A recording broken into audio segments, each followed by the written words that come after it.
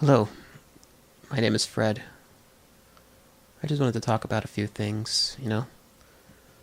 Um, I had a thought about a few things I was just watching about abuse as a child, people getting abused as children. And I wasn't, I guess I could say I was sort of physically abused, but that was few and far between. It's more about the mental abuse of a situation between someone that you want to protect you is actually the perpetrator of those emotions. You know, like that person kind of portrays you, and it's like not a fun thing to be a part of. And it's only been recent as a few years ago that I've kind of really thought about that and put that together. So I'm just putting this out there for myself, really, just talking about it. And if anybody finds this useful, then go ahead and use it if you can.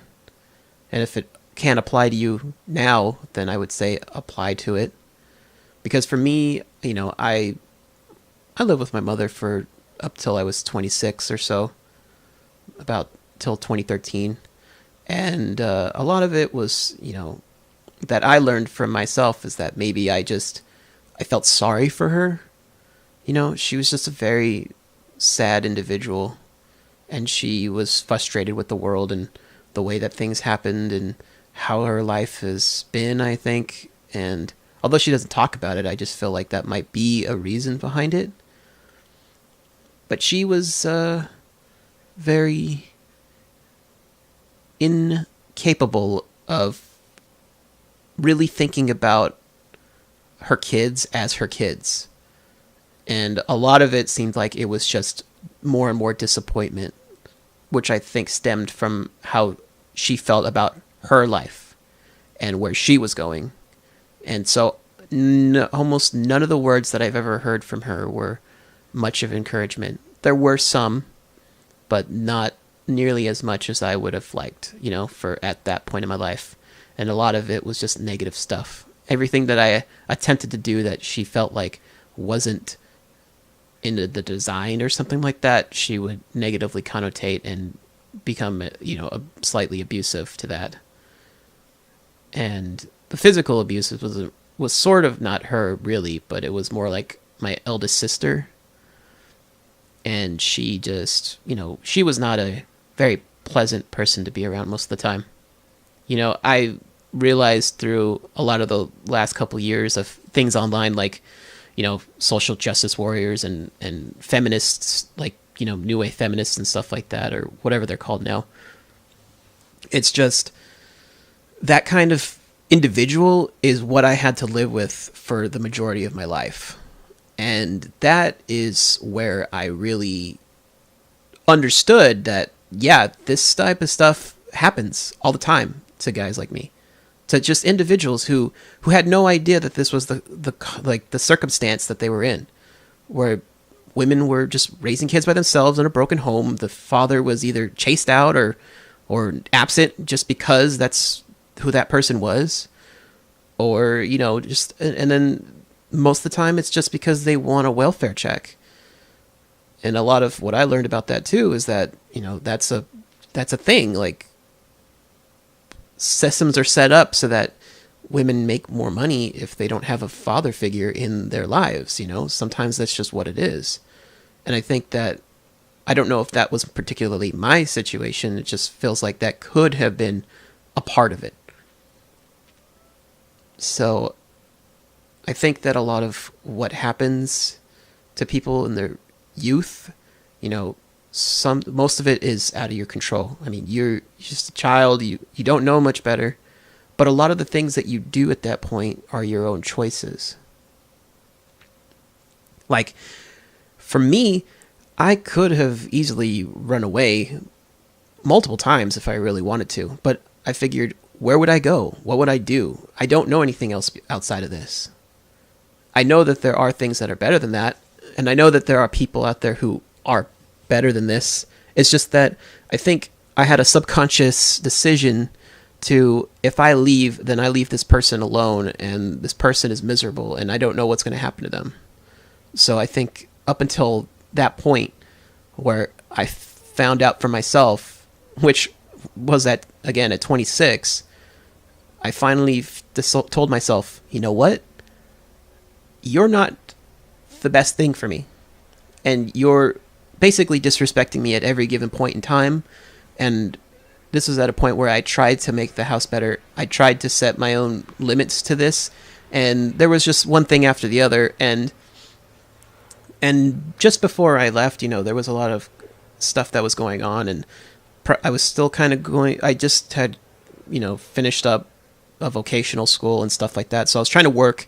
But then, my mother was on Section 8. So essentially all of my money would be taken away from what I earn, essentially, to go into the rent and stuff like that. And it's like, it is what it is.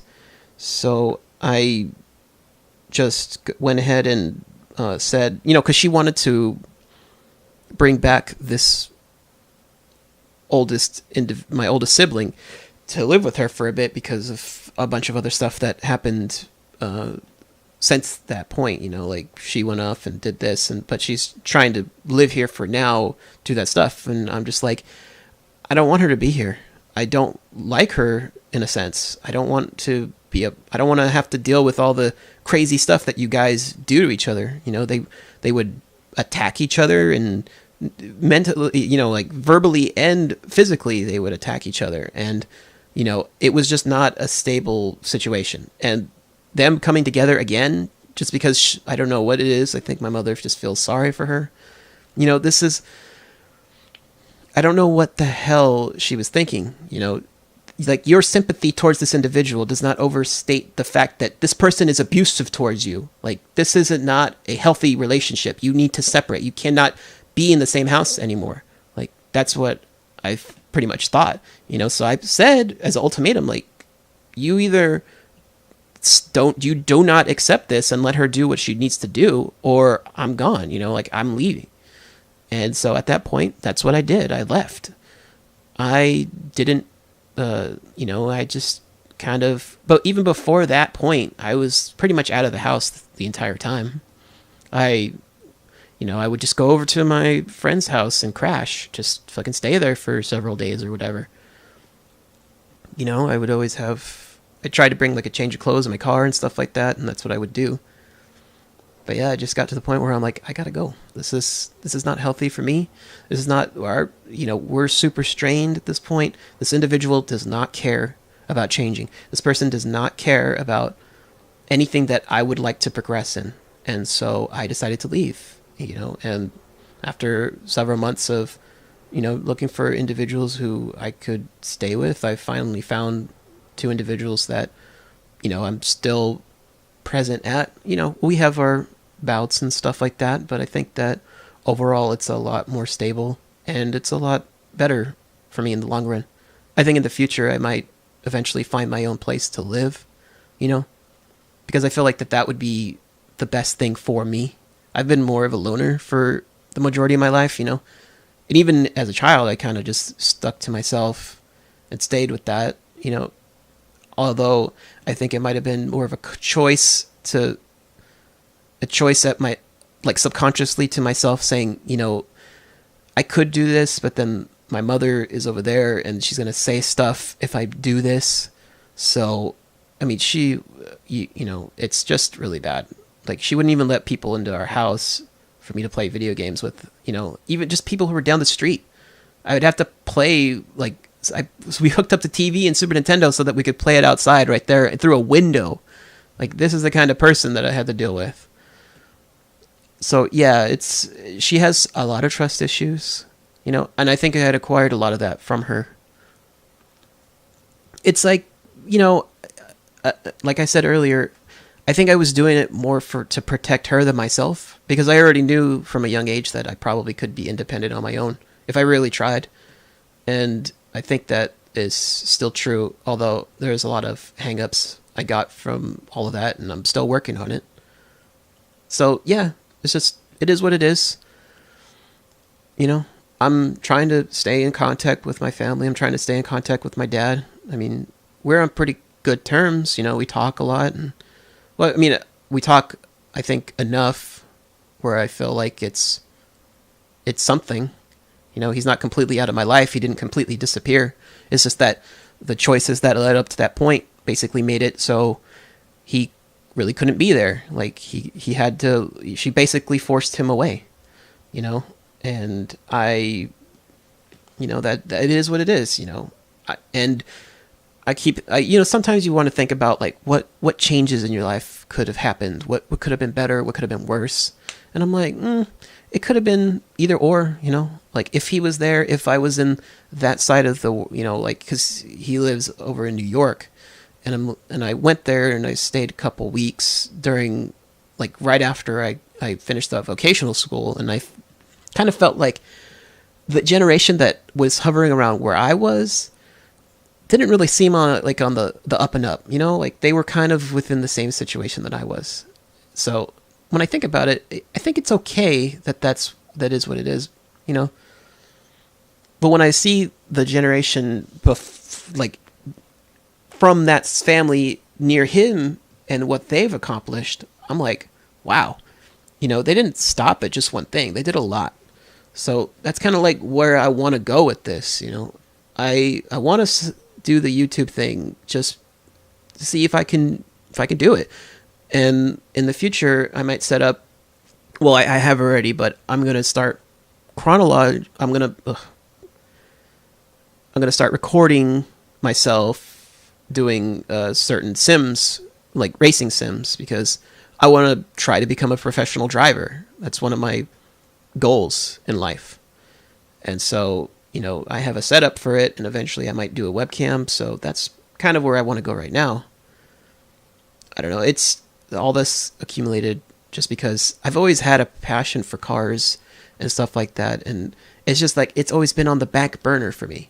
Like, I never get to really express it much. So what I want to do now is try to focus on that. Just get something going, something that works.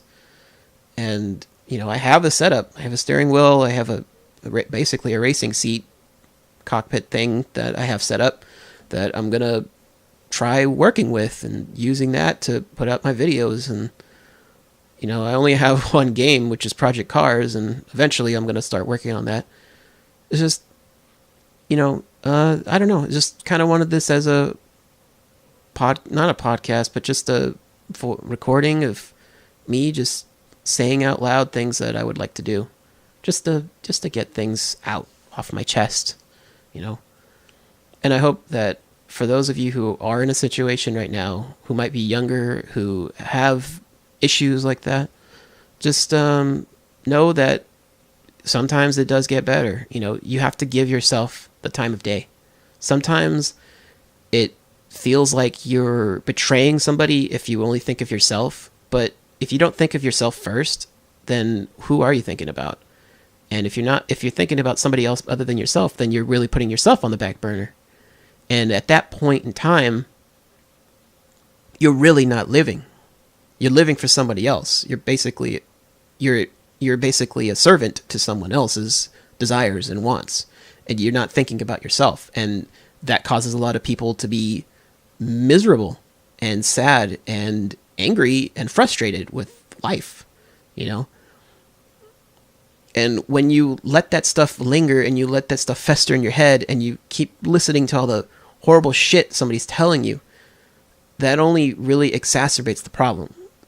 Once you just let it go and just say, you know what you're saying doesn't count. What you're saying doesn't matter to me because I know better. Like, I love me and I respect myself. And once you get to a point where you're good for that, even the worst shit that somebody can say to you doesn't affect you at all. It's just words. It doesn't have any meaning to it. So I just figured, you know, that's what I would do. I've been to a therapist or two, and, you know, there's, you know, usually when you go to a group, I've gotten to a point where in most situations I get into a group where there's really nothing else for me to learn. So I just leave. I walk away.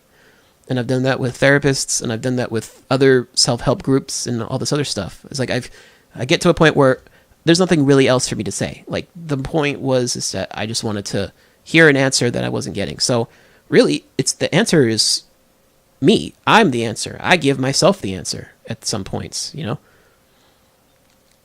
But there's always going to be more questions than answers, and you sometimes in life you just have to accept that, you know? And where I see a lot of the individuals on that side of things that are just like, why is this happening? And it's like, why not? You know, there's always going to be a why to your why. There's always going to be a why not to your why. So stop asking why and just, you know, roll with it. Figure out, what can I do to improve this, or what can I do to make this a better situation for myself?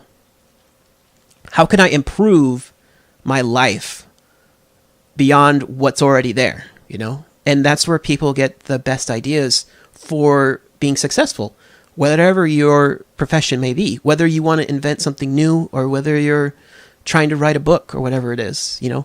Try to think outside of what your common knowledge already knows and look inside yourself and see what is the right answer for what I want to do, you know? But even if you're wrong, who cares? It's like, mistakes, whatever, they happen. The best thing is just to let it happen and improve and understand where you would like to improve and use that as an experience to grow and not use it as a mistake to stay in the same place. So if this helps anybody out, then I'm glad. So this is Fred, or Rikorage, signing off.